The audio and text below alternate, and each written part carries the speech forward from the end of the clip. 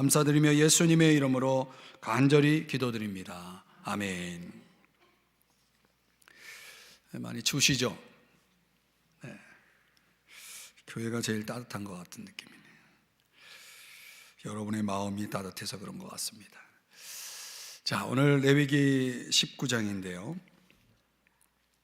이제 우리가 앞서 살펴봤던 18장, 그리고 19장, 20장, 이 세 장은 세트입니다. 성화를 그리고 있는데요. 성화라고 하는 것은 우리를 거룩하게 만들어가는 과정이다라고 봅니다. 네, 우리가 거룩해지기 위해서는 먼저 가정에서 거룩해야 됩니다. 가정 안에서 부부관계도 그렇고 또 그 안에서 내가 가정을 거룩하게 만들어가는 이런 과정이 있어야 됩니다. 그게 이제 18장을 구성하고 있는 내용이고, 오늘 19장에서는 우리가 일상 속에서 벌어지는 많은 일들 속에서 우리가 거룩해지는 방법을 보여주는 내용이 나옵니다. 그리고 하나님께서 뭔가 우리가 하나님 뜻대로 살아가지 않고 벗어나 있을 때 하나님이 엄격하게 다루시는 아주 무거운 세 가지 죄가 등장하는데, 그 세 가지 죄에 대해서 하나님이 뭘 하시냐면 심판을 하시는 거예요.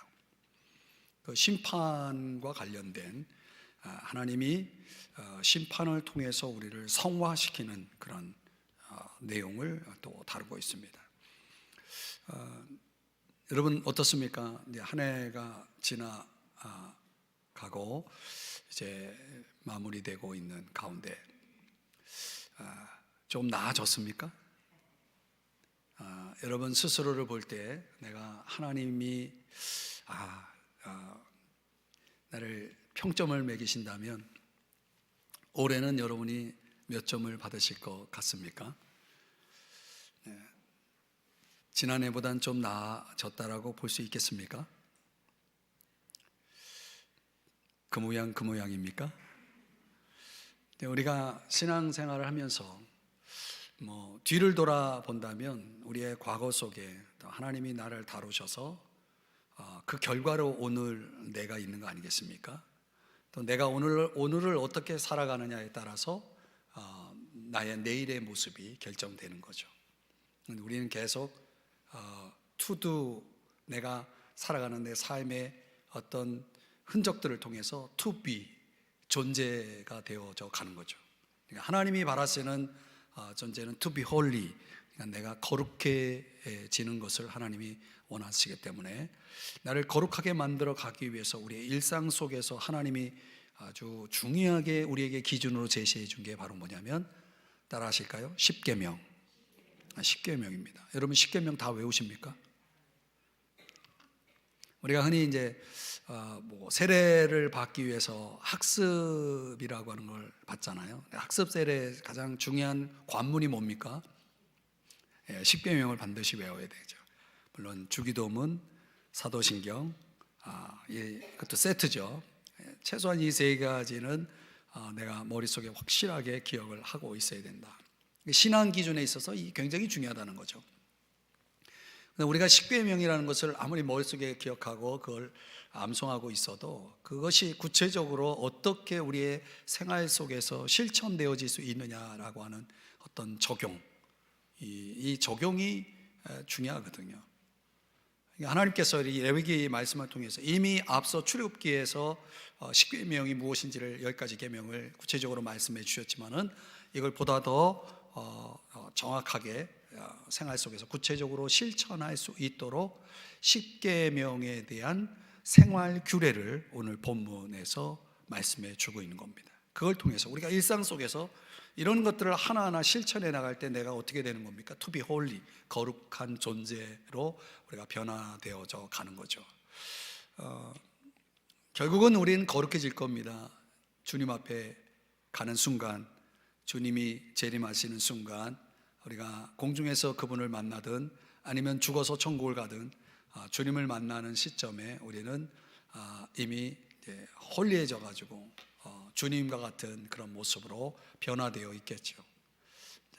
그때까지는 이 거룩한 전쟁을 계속 치러야 되는 겁니다. 이제 돌아오는 주일에 여러분들과 나눌 베드로전서의 마지막 강해인데, 이 베드로전서를 마무리하면서 제가 그런 부분들을 좀 또 묵상을 하고 있습니다. 언제쯤이면 완성이 될까? 내 모습을 바라볼 때 하나님은 언제쯤이면 미소를 지을 수 있을까? 우리 교회에 작은 슬로건이 하나 있는데, 하나님을 미소 짓게 하는 교회. 제가 이제 교회에 대한 비전을 가지고 꿈꾸며 기도할 때 하나님이 그 타이틀을 어떻게 보면 이 모토를 저에게 주셨는데, 하나님 미소 짓게 하는 존재로 내가 선다면 그때는 언제일까? 영영 이루어질 수 없는 소원일까? 그런 생각을 해보게 되거든요. 근데 그런 마음을, 그런 표대를 향해서 우리가 걸어갈 때 저와 여러분에게 지금 오늘을 내가 어떻게 살아가느냐에 따라서 그것이 이루어질 수 없는 소원이 될 수도 있고, 아니면 구체적으로 우리의 삶에 실현될 수 있는 소망이 될 수 있게 된다는 거죠. 자, 그런 면에서 레위기에서 가장 중요한 장을 고르라 하면은 일단 선택하면 두 장입니다. 11장과 19장.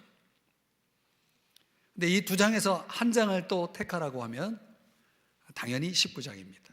그래서 레위기 27장 전체 속에 가장 중요한 장을, 챕터를 하나 선택하라 그러면 19장을 딱 들어가야 됩니다.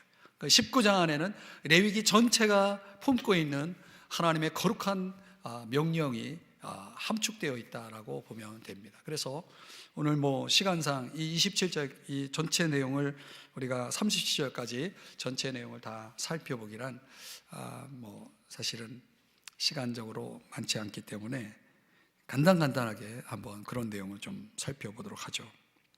어떻든 우리가 지금 읽은 1절과 2절의 말씀은 또 우리가 신약 성경에서 베드로전서 1장 15절 16절에서 베드로가 그대로 이 텍스트를 인용을 해서 말씀을 합니다. 베드로전서 1장 15절 16절에 보면 오직 너희를 부르신 거룩한 이처럼 너희도 모든 행실에 거룩한 자가 되라. 기록되었을 때 내가 거룩하니 너희도 거룩할지어다. 이 16절의 말씀은 레위기 19장 2절의 말씀을 그대로 가지고 온 거죠. 너희는 거룩하라. 이는 나 여호와 너희 하나님이 거룩함이니라. 그러니까 하나님은 거룩하시고 그 거룩하신 분이 우리에게 요구하시는 건 당연히 거룩한 존재가 되라는 거죠.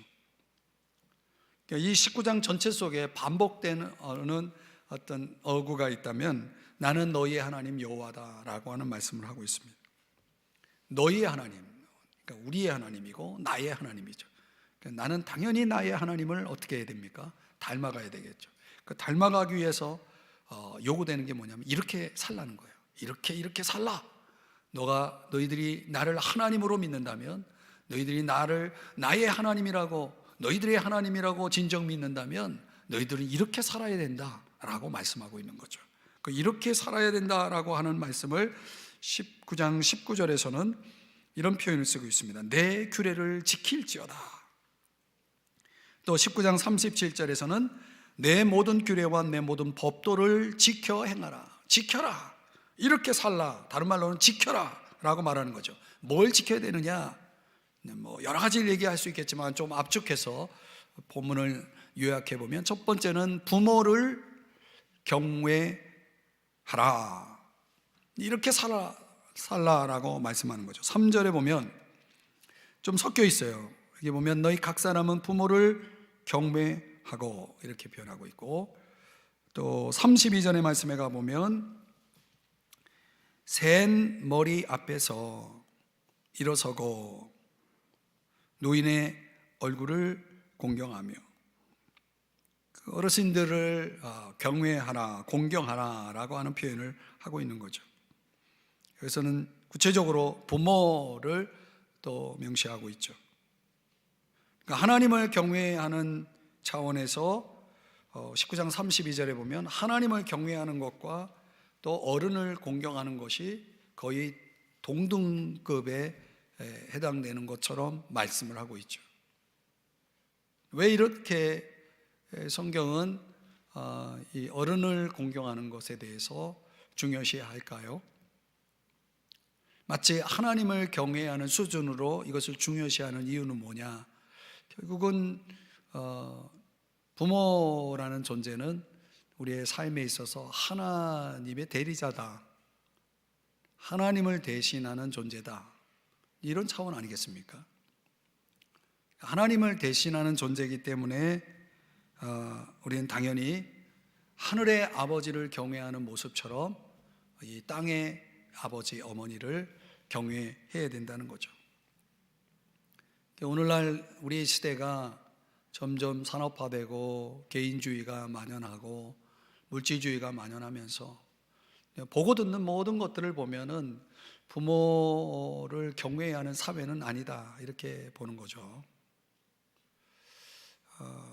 물론 그럼에도 불구하고 정말 성경의 가르침대로 부모를 열심히 경외하면서 공경하면서 살아가는 그런 귀한 분들도 많습니다. 그러나 이제 대체적으로 보면 이런 부모를 공경하라라고 하는 이 말씀대로 우리가 살아가고 있느냐라고 할 때 저 자신부터도 참 부끄럽다, 이런 생각을 하죠. 너무나 사회가 복잡하고 또 자기 삶에 집중하다 보면 부모를 돌아본다는 것이 참 쉽지 않다.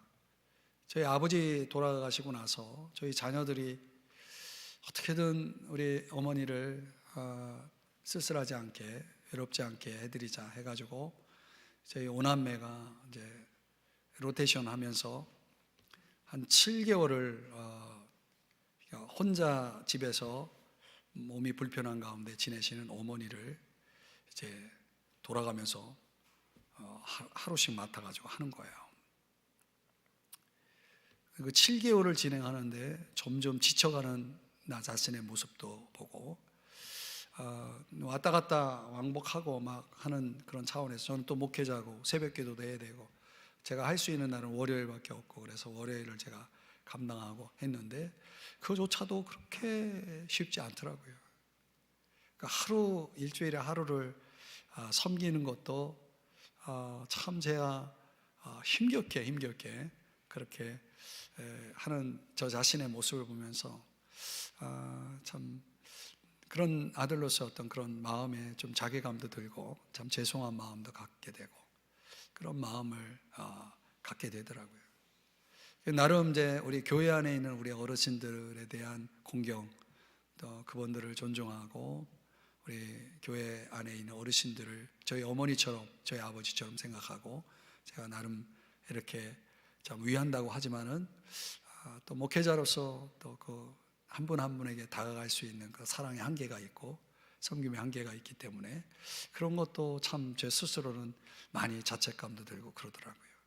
어떻든 저 자신에게 적용하면 이 말씀 그대로 문자적으로 본다 그러면 참 내 안에 이런 이 말씀의 온전한 순종이 지금 부족하다, 내가 나를 볼 때 그런 생각을 하게 되거든요. 여러분들은 어떻습니까? 그러나 이제 우리가 뭐 조선시대 이야기지만은 효종 시대에 이제 어느 날 민정을 시찰하기 위해서 이제 임금님이 이제 나와 보는데 땀을 뻘뻘 흘려가면서 자기 어머니를 등에 업고 이제 오는 그 한 젊은이를 본 거예요. 근데 어디 가냐 그랬더니 임금님을 뵈러 간다. 어머님이 임금님을 보고 싶어 해가지고 뵈러 간다. 임금님인지 모르고 이제 변장을 했으니까. 그러니까 이제 효종이 감동을 받아가지고 이 젊은이에게 상을 주라 해서 큰 상을 내렸다는 거예요. 그리고 이제 그 소문이 이제 또 마을에 소문이 났어요.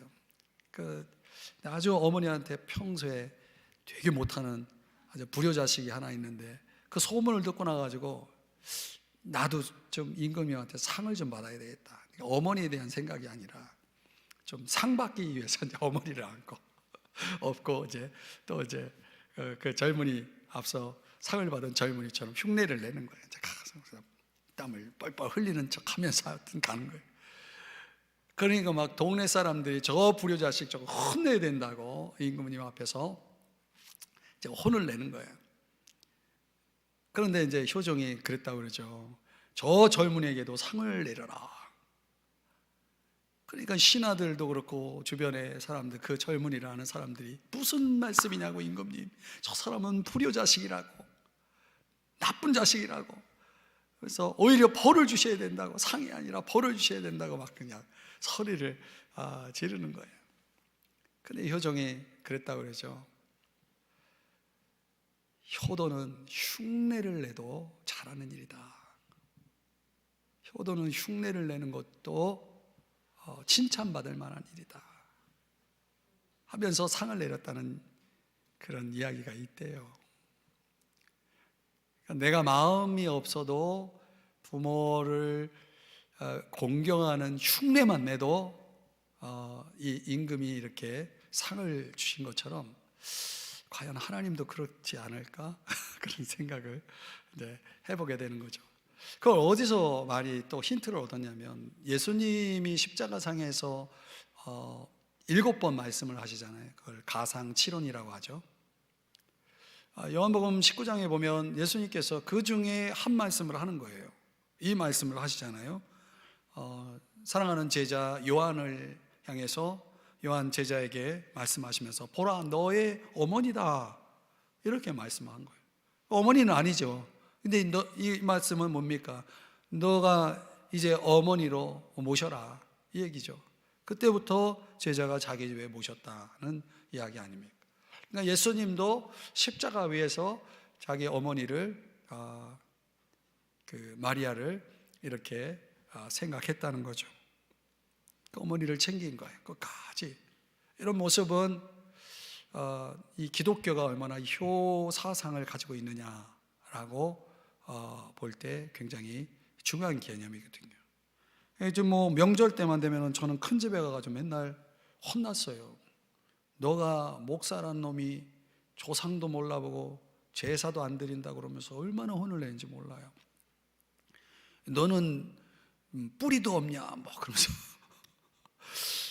그러면서 기독교를 완전히 이런 배은 망덕, 불효자식 만들어내는 그런 종교로 이렇게 생각하시더라고요. 제가 이런 말씀을 가지고 설명을 했어요. 기독교가 얼마나 효를 강조하고 부모를 공경하는 걸 강조하고, 다만 죽은 자를 위해서는 제사를 드리지 않습니다. 조상 숭배는 우상 숭배고, 조상 숭배의 목적은 조상을 공경하기 위함이 아니라 조상을 통해 복을 받기 위해서 제사를 드리는 겁니다. 그래 제가 아주 강경하게, 실제로 그렇거든요. 조상 숭배가 뭡니까? 조상을 위해야 복을 받는다라는 그런 개념에서 나온 조상 숭배, 이런 제사 제도가 유교제도 아니겠습니까? 그거는 제가 그냥 하는 말이 아니라 이게 제가 타문화권 복음전도 방법론이라는 석사 논문 쓰면서 제가 다 공부를 한 거예요. 유교에서 제사를 왜 그렇게 중요시 하는 거, 그 이유를 아셔야 되는 겁니다. 돌아가신 부모에 대한 공경의 심이 물론 거기다가 그런 의미들을 반영하지만 실제적으로는 복의 개념이에요. 그게 기복사상이에요. 기복사상에서 나온 그런 전통이거든요. 그걸 제가 알기 때문에 제가 물러서지 않았죠. 큰아버지한테 당당하게 기독교는 효를 강조합니다 하면서 성경의 대표적인 몇 구절을 갖다 들이대면서 제가 설명을 하고 그랬는데, 아무튼 우리가 거룩하게 살아간다, 정말 주님이 이렇게 살아라 라고 말씀하신 것 가운데 이 19장에서 또 중요하게 다루는 것이 뭡니까? 부모를 공경하라는 거예요. 물론 돌아가신 차원에서는 이제 공경할 대상이 없어지지만, 뭐 부모를 확장하면 저는 교회 안에 있는 우리 어르신들 생각하면 되겠죠. 아니면 이웃 어른도 우리의 부모가 될 수가 있는 거죠. 그런 차원에서 우리가 할 수 있는 것, 거룩이라는 건 무엇을 안 하는 게 거룩이 아니라 무엇을 해야 할 것들을 하는 게 거룩이라는 거죠. 그런 차원에서 우리는 부모를 또는 노인을 공경하는 그런 태도를, 자세를 가지고 살아야 되는 것입니다. 두 번째는 오늘 본문 속에서 요게 참 중요한 부분입니다. 안식일을 준수하는 것이다.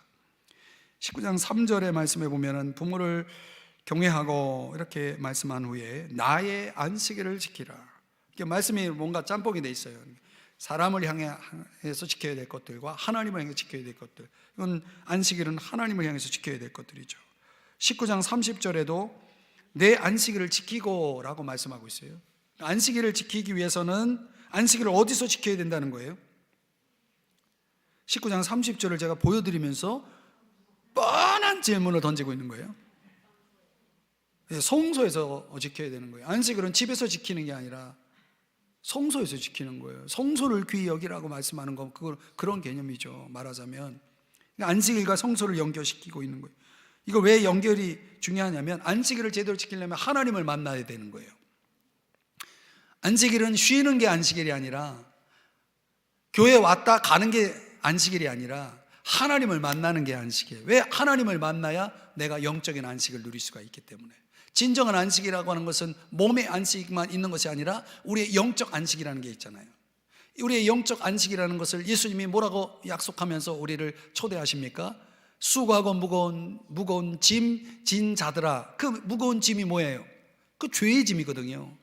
그 죄의 짐을 진 자들아 다 내게로 오라 내가 너희를 쉬게 하리라. 이렇게 말씀하시는 거예요. 주님이 우리에게 제공해 주고자 하는 쉼은 뭡니까? 안식이라는 것은 죄로부터의 안식인 거죠. 죄로부터의 안식이, 영적인 안식은 어떻게 주어지는 거냐면 주님을 만나야 되는 거예요. 그분을 인격적으로 만나야 내 마음속에 평화가 임하는 거예요. 저는 지금도 그 순간을 잊지 못해요. 제가 인격적으로 제가 하나님을 만났을 때, 살아계신 하나님을 제가 처음 만났을 때 제 마음에 임한 그 안식을 저는 잊지 못해요. 물론 그 안식이 그때 그 안식, 주어진 안식이 지금까지 내가 천국 가는 그날까지 그 안식이 내 마음속에 가득 채워져 있지만은 그 안식이라는 것이 처음 주어진 그 경험은 저를 주님께 푹 빠지게 만드는 그 첫사랑의 감격 속에 빠지게 만든 그 하나님의 선물이었죠. 오늘 우리가 진정한 안식을 지키는 것은 주일 성수라는 그런 어떤 모양의 준수가 아니라 진정으로 주님을 만나는.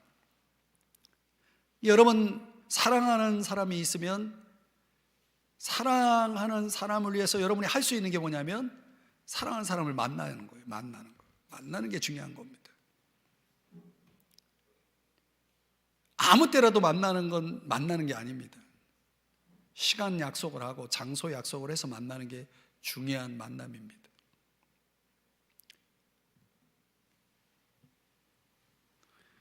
그래서 하나님은 저와 여러분을 이제 나를 만나는 날을 정해 주신 거예요. 하나님을 만나는 시간을 정해 주신 거죠. 그게 안식일인 거예요. 그 안식일은 하나님과 이스라엘 백성 간에 아주 중요한 커버넌트, 언약이라고 말하죠. 그 언약의 상징이었던 거예요. 내가 하나님의 백성이라는 것을 보여줄 수 있는, 겉으로 드러낼 수 있는 그 증거가 몇 가지가 있었는데 이스라엘 백성 가운데 크게 두 가지가 있었던 거예요. 하나는 할례가 있었고 또 하나는 안식일이 있었던 거예요.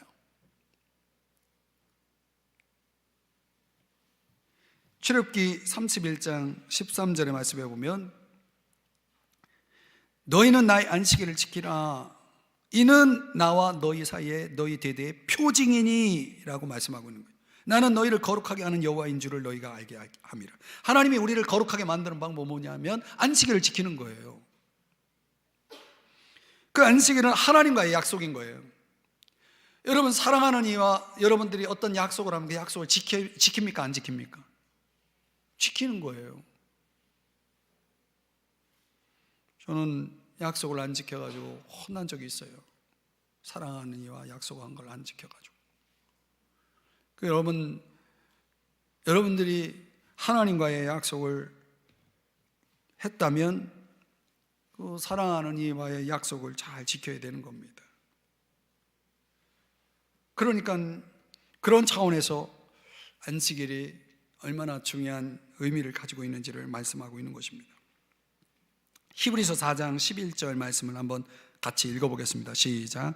그러므로 우리가 저 안식에 들어가기를 힘쓸지니 이는 누구든지 저 순종하지 아니하는 본에 빠지지 않게 하려 함이라. 그러니까 우리가 안식에 들어가려면 안식일을 지켜야 되는 건데, 안식일을 지킨다라고 할 때 여기 그런 단어가 나오죠. 힘쓸지니 그랬어요. 힘쓴다는 것은 노력을 의미합니다. 내가 안식을 위해서 노력해야 되는 거예요.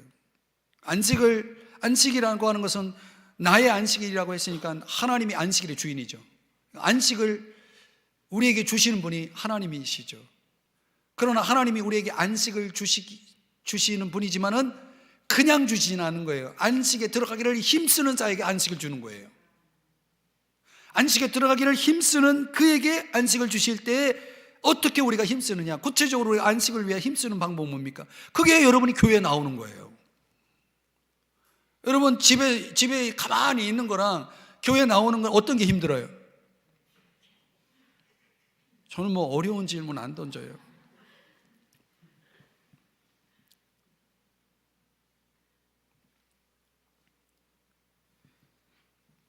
여러분이 가만히 있으면 안식이 오는 게 아닙니다.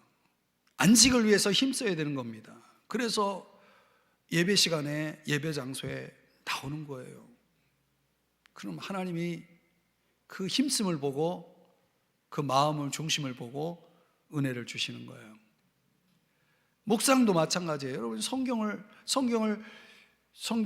보는 게 쉬워요? 성경을 안 보는 게 쉬워요? 너무 유치한 질문이죠. 네. 성경도 안 보는 사람은요, 한 번 보려면 되게 힘들어요. 계속 보는 건 더 힘들어요.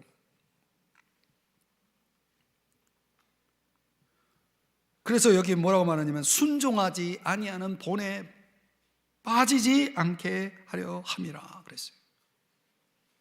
그러니까 이런 게 하나하나가 다 순종인 거예요, 결국은요. 그러니까 하나님은 안식을 누구에게 주시냐면 순종하는 자에게 주시는 거예요. 뭐에 순종하느냐? 하나님의 계명이에요. 하나님이 원하시는 뜻대로 말씀대로 살고자 하는 그런 사람들에게 하나님은 안식을 주시는 거예요. 그러니까 오늘날 너무나 이런 주일 뿐만 아니라 주중 예배에 대한 이런 부분들이 가볍게 여겨지고 소홀해지는 경향이 점점점 더 확대되잖아요. 물론 이제 코로나라고 하는 특별한 상황이 또 우리를 더 그런 쪽으로 가도록 더 우리의 상황들이 그렇게 되어 왔지만은 근본적으로 이제 우리 한국 교회의 전통은 예배 아니겠습니까? 예배 전통. 예배 전통이 이미 이제 무너져서 많은 교회들이 아직도 참 어려움을 많이 겪고 있죠.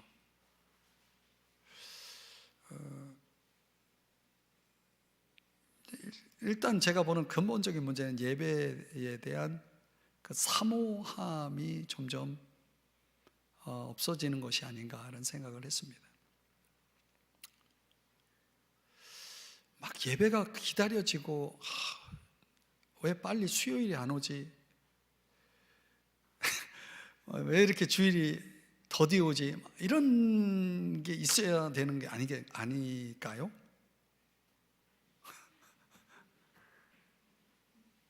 벌써 주일이네. 또 오늘 또 교회 가네. 이런 거 하고 왜 이렇게 주일이 빨리 안 와? 빨리 주일이 돼서 교회 가고 싶은데, 예배 빨리 가서 드리고 싶은데, 뭐 이런 거 하고 어떤 것 같아요, 여러분? 그래도 수요일 날 나오시는 분들한테는 이런 내용이 다 필요 없는 내용이죠. 여러분들은 사모함이 절정에 있는 분들이니까.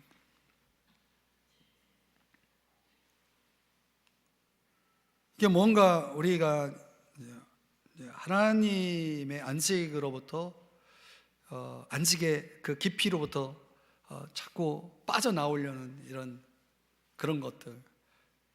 그러니까 그 예배의 기쁨보다는 세상의 유의가 더 친근해지고 더 그런 것들이 재밌어지고 막 그러니까 막 예배로 채워져야 될 내 삶이 점점 예배는 축소되고 다른 유의들로, 다른 기쁨들로, 다른 모임들로 막 분주하게 만들어지는 것들은 저는 다 이게 사단의 정책이라고, 전략이라고 보는 겁니다.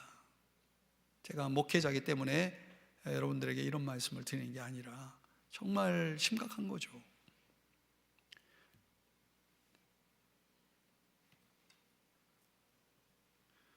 부활절은 4월에 3월에 돌아오는 1년에 한 번 있는 부활절이 아니라 부활절은 매일이 부활절이 되어야 되고 성탄절도 매일이 성탄절이 되어야 되는 거예요. 내 마음속에 예수님이 매일매일 오셔야 되고, 예수님이 부활하신 주님을 내가 마리아가 무덤 앞에서 처음 만났던 것처럼 나도 매일 주일마다 부활의 주님을 만나고 하는 그런 부활절이, 성탄절이 우리의 인생 속에 뜨겁게 계속 일어나야 되는데, 이게 점점 식어지고 형식만 남고 모양만 남고 하니까 예배를 드려도 사람이 변화되질 않는 거예요.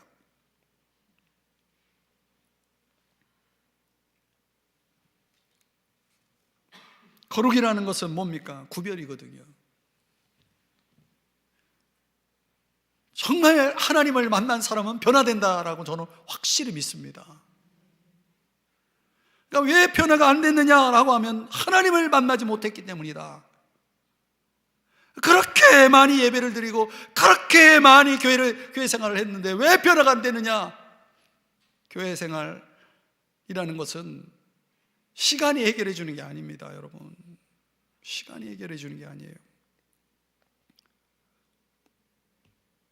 내 인생에 하나님을 정말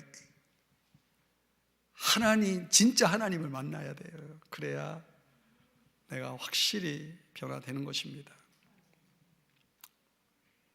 하나님을 만난 사람과 하나님을 못 만난 사람들이 교회 안에 섞여 있으니까 교회 안에 문제가 많은 거예요.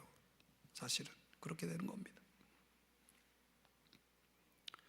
저는 이 안식일에 대해서 굉장히 우리 교회가 안식교도 아니고 지금 안식일 얘기하는 건데, 결국 우리 교회에서 우리가 신학적으로 보면은 저와 여러분에겐 안식일이 주일 아니겠습니까? 그 주일에 대한 이런 새로운 시각들을 정말 신학적으로, 성경적으로 우리가 정말 바로 정립하고 나의 안식일을, 나의 주일을 회복하는 그런 무브먼트가 우리 안에 일어나야 되지 않느냐.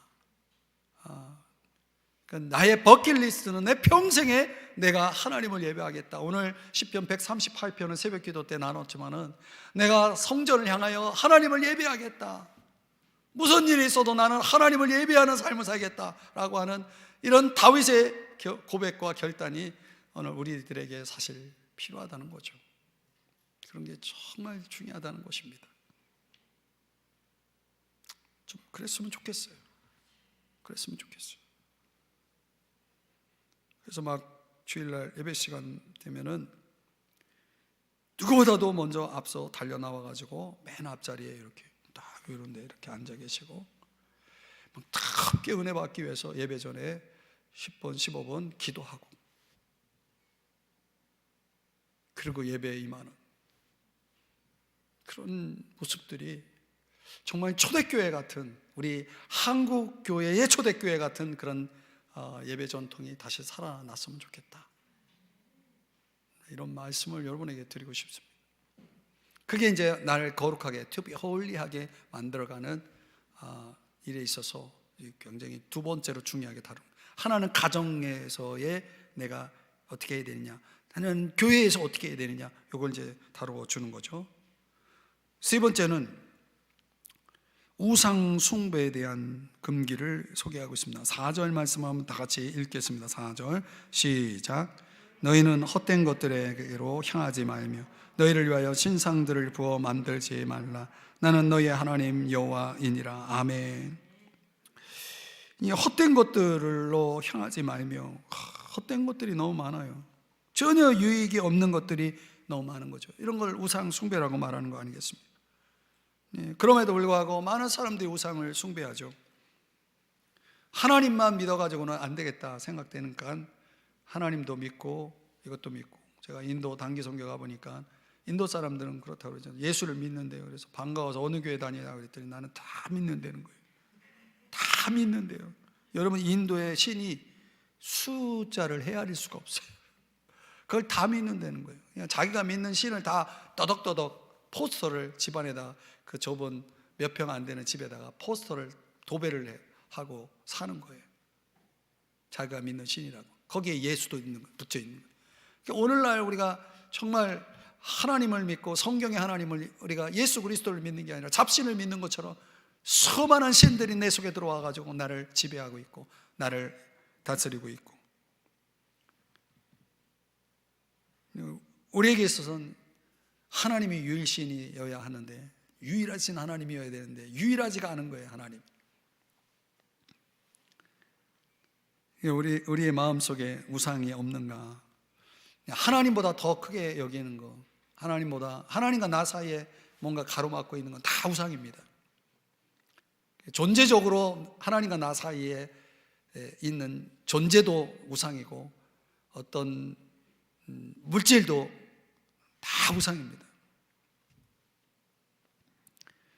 그만큼 우리의 영성을 좀먹고 있고 계속 공격하고 있는 거죠. 그래서 빨리 천국 가고 싶다는 거예요. 저는 이 싸움이 점점 더 강하게 밀려온다는 생각이 들어요. 이게 세상이라는 것이 더 어마어마한 힘으로 마치 파도처럼 밀려오는 거예요.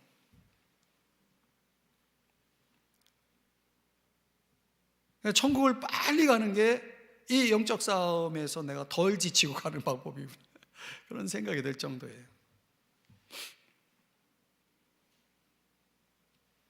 여러분은 진정 무엇을 의지하며 사십니까? 여러분이 진정으로 의지하는 게 뭡니까? 그걸 항상 여러분 자신에게 물어봐야 됩니다. 내가 내 마음에 의지하는 게 정말 하나님이라고 생각하면, 그러면 그 사람의 삶은 완전히 달라질 겁니다. 진짜.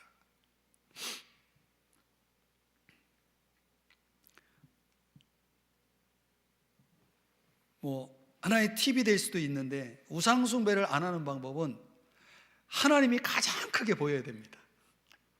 하나님이 가장 크게 보이면 다른 것들은 째째하게 보이는 거예요.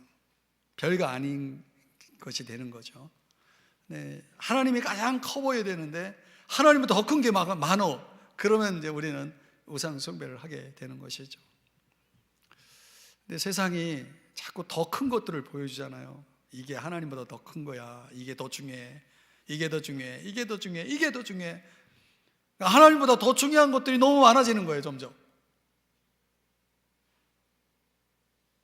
그래서 그 중요한 거를 해결하려고 허덕이다가 하나님을 놓치는 사람들이 너무 많은 거죠. 이게 다 뭐예요? 이게 영적 전쟁이에요. 마귀는 그걸 너무나 잘하는 거죠. 이 세상이라는 걸 통해서 육신의 정욕과 안목의 정욕과 이생의 자랑을 통해서 계속 집요하게 우리를 공격하고 우리를 그의 손안에 두려고 하는 거죠. 그래서 도적이 오는 것은 도둑질하고 죽이고 멸망시키기 위한 것이라고 말씀하잖아요. 사단의 목적은 그래서 궁극적으로는 우리를 지옥으로 끌고 가려고 하는 거예요. 지옥행 열차를 탈 사람들이 너무 많은 거죠. 이 마지막 때의 전쟁은 천국과 지옥이냐라고 하는 이 두 방향을 놓고 진짜 기로에 있는 사람들이 많은 거예요. 그래서 어떻든 이 본문의 말씀 속에서 우상 숭배를 정말 중요하게 또 다루고 있음을 볼 수가 있습니다. 우리 안에서 골로새 3장 5절에도 말씀하는 것처럼 탐심은 우상 숭배라고 그랬어요. 우리가 인간으로서 욕심이라는 것은 없을 수 없지만은 그 욕심이 탐심이 되어버리면 이제 우상 숭배가 되어지는 것이죠. 돈이나 권력이나 쾌락이나 명예나 어떤 것도 하나님보다 중요할 수는 없는 것입니다. 그렇기 때문에 우리가 거기에 매이지 않도록 항상 깨어 있어야 되는 것입니다. 네 번째는 이제 이웃사랑에 대한 구체적인 사례들을 제시해 주고 있는데요. 19장 18절 말씀, 여러분이 잘 아는 말씀이니까 한번 같이 읽어보겠습니다. 시작. 원수를 갚지 말며 동포를 원망하지 말며 내 이웃 사랑하기를 내 자신과 같이 사랑하라. 나는 여호와이니라. 아멘. 예수님은 이 말씀을 율법사가 무엇이 가장 큰 계명이냐라고 하는 질문을 던져왔을 때 예수님께서 성경을 마스터하신 분이기 때문에 예수님은 구약 성경을 통째로 다 알고 계시는 분이잖아요. 그분이. 그러니까 구약 성경에서 가장 중요한 두 부분에서 가져오잖아요. 신명기 6장에서 가져오고 레위기 19장에서 가져와서 이게 첫째고 이게 둘째다. 그래서 이 둘째를 이제 레위기 19장 18절 이 말씀을 가지고 예수님께서 큰 계명 첫째와 둘째를 소개한 겁니다. 이거를 더 깊이 깨달은 사람이 누구냐면 예수님이 말씀하신 것보다 더 구약을 더 축소해서 하나의 말씀으로 묶어 놓은 장본인이 사도 바울이죠. 사도 바울이 로마서 13장에서 이렇게 이제 말씀을 하는데, 한번 자막을 보시면은 로마서 13장 8절에 보면 남을 사랑하는 자는 율법을 다 이루었느니라. 그 다음 10절은 다 같이 읽습니다. 시작. 사랑은 이웃에게 악을 행하지 아니하나니 그러므로 사랑은 율법의 완성이니라. 그러니까 뭐 율법이 613가지죠. 그렇게 많은 율법들이 있지만은 사랑이라고 하는 한 단어로 그냥 율법이 그냥 하나가 돼버리는 거예요.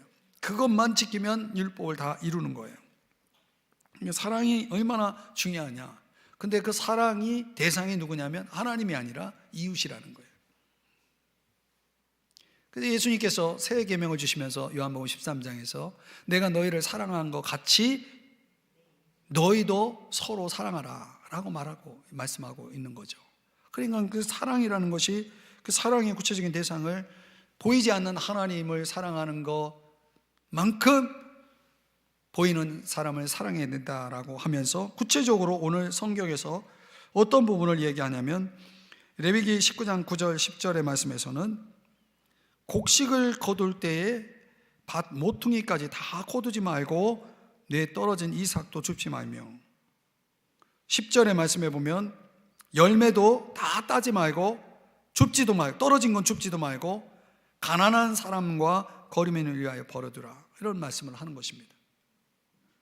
내가 물질적인 차원에서 나보다 어려운 사람들이 있을 때 그 어려운 사람들을 위해서 배려하면서 살라는 거예요. 이 레위기 19장 9절 10절의 말씀이 있어서 산 사람이 있어요. 그가 바로 여러분 잘 아는 룻이라는 여인이죠. 이 룻이 요 말씀에 의해서 떨어진 이삭들을 줍다가 신랑도 만나고 시어머니도 공개하게 되고, 그렇죠? 그리고 메시아의 족보에 들어오는 그 영광을 얻게 되잖아요. 그러니까 누군가 말씀에 순종하면 역사가 일어나는 거예요. 내가 말씀에 순종하면 한 가정이 살기도 하고 하나님의 큰 구속사적인 역사도 일어나고 그러는 거죠. 그러니까 내가 하나님 안에서 있는 자일 수도 있고 없는 자일 수도 있는 거죠. 아무것도 줄 수 없을 만큼 가난한 자도 없고 또 아무것도 받지 않을 만큼 부한 자도 없다는 말씀이 있잖아요. 그러니까 우리는 어느 편에서는 가난한 자고 어느 편에서는 우리는 부한 자죠. 그러나 하나님은 내 주변에 나보다 못한 사람들, 나보다 없는 자들을 하나님은 돌아보게 하시고 생각하게 하시고 그들을 섬길 수 있는 것들을 우리에게 주시는 거죠. 다 따지 말라. 그러니까 너희들이 필요한 것들은 너희들이 갖지만 다 따지 말라. 남겨놓으라는 거죠. 그 남겨놓은 걸 때문에 살아갈 수 있는 사람들이 있으니까 그렇게 하라는 거 아니에요. 그러니까 어떤 면에서 11조도 그런 개념이에요. 그러니까 하나님은 항상 나를 위한 삶이 아니라 나와 너를 위한 삶을 항상 고려하시는 거죠. 저는 그렇다고 봐요. 저도 없는 사람이지만 이상하게 제 눈에는 저보다 더 없는 사람을 자꾸 보여주시는 거예요. 하나님 피곤해가지고. 그럼 더 없는 사람을 어떻게 하라는 거예요? 하나님이 도우라는 거 아니겠습니까? 그러면 순종하면 룻기가 나오는 것처럼 제가 순종하면 제 2의 룻기가 또 나오는 거예요. 하나님의 역사는 그런 거더라고요. 또 우리가 이웃사랑이라고 할 때 레위기 19장 11절에 보면 참 이 말씀 중요해요. 레위기 19장 11절, 너희는 도둑질하지 말며 속이지 말며 서로 거짓말하지 말며. 16절 말씀에 가보면 너는 내 백성 중에 돌아다니며 사람을 비방하지 말며 내 이웃의 피를 흘려 이익을 도모하지 말라. 나는 여호와인지라. 우리가 사랑하는 방법은 뭐냐면 적극적으로 사람들의 어떤 다른 사람의 필요를 채우는 것도 있겠지만 다른 사람들이 가지고 있는 것들을 피해를 주지 말아야 되는 거예요. 다른 사람들의 명예에 피해를 주지 말아야 되고 다른 사람의 어떤 그런 마음에 피해를 주지 말아야 되고.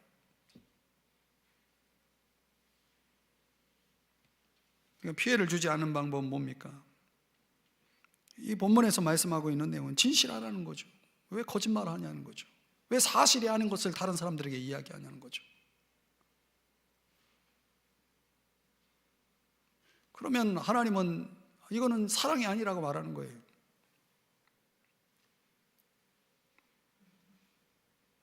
다른 사람들의 피를 왜 흘리게 만드냐는 거죠.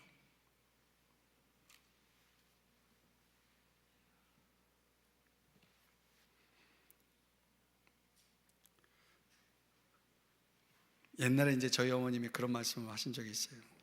야, 남들에게 도움받으면 다 그게 빚이야. 그러니까 너무 도움받으면 안 된다. 이런 말씀을 이제 저한테 하신 거죠. 그러니까 도움을 안 받으면 철저하게 이제 내가 알아서 살아가는 거 아니겠습니까? 근데 가만히 보면 그게 이제 일본 문화예요, 일본 문화. 일본 사람들은 다른 사람들에게 피해를 주는 일을 안 하는 문화입니다. 그 다른 사람에게 피해를 안 주는 문화는 기독교 문화인데 일본은 기독교 문화는 받아들였는데 복음을 거부했어요. 그래가지고 일본은 복음화율이 굉장히 낮잖아요. 그냥 문화만 받아들인 거예요. 그런데 한국 교회는 복음은 받아들였는데 문화는 안 받아들였는 것 같아요. 거꾸로. 그래가지고 뭐 복음을 얘기하지만 삶은 전혀 복음적이지 않아. 그래서 교회가 제일 문제가 많아요.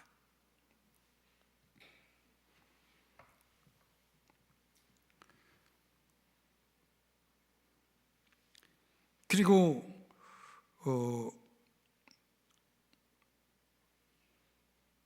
레위기 19장 33절, 34절에 보면 이제 거류민에 대한, 나그네에 대한, 외국인에 대한 얘기가 또 나오잖아요. 우리나라에도 외국 사람들이 무지 많이 들어와 있잖아요. 근데 그들이 외국인 노동자들이 사실 그들의 자국에서는 엘리트들이 주로 이렇게 와서 일을 하잖아요.